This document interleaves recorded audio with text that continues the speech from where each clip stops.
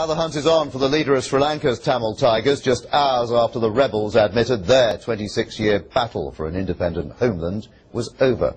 They announced they were silencing their guns, but there is still some fighting between the Tigers and the Sri Lankan army in a tiny strip of land in the north of the country.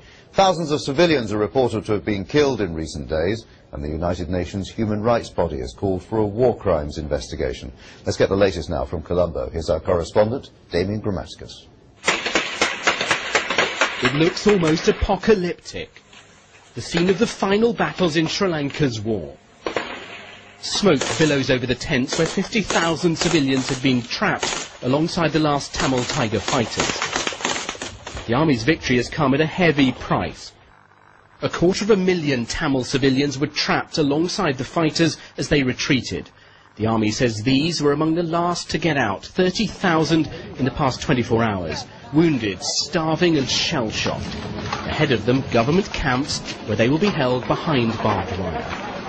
The government has consistently understated the number of people coming out. In turn, the preparations are understated. We now will have 250,000 people, 4 times the number of people that were there just a few weeks ago.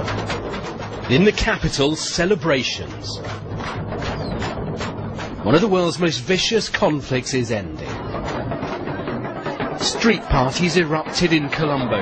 There is a real sense here that though the LTTE still has supporters overseas, this quarter-century-long conflict is finally at an end. Internationally, though, there are real concerns still. There are thousands of civilians who've been caught in the fighting, many of them still wounded, traumatized and displaced from their homes.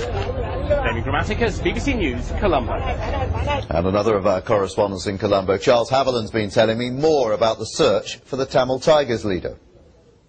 The Defence Secretary said late on Sunday that the government still had seen no sign of Prabhakaran.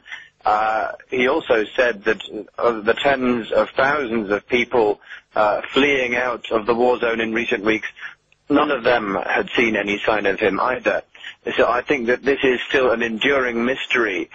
At the same time, however, the Ministry of Defence website says that the bodies of some prominent Tamil Tiger leaders have been found, some of them in what it calls mopping up operations.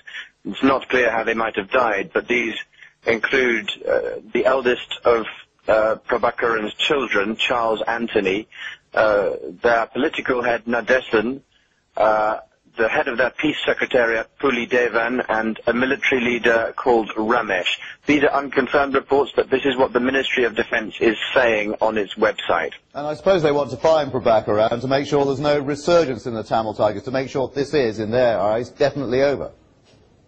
Yes, very much so. And, of course, the thing about Prabhakaran is that he's always had a cult of personality and an aura.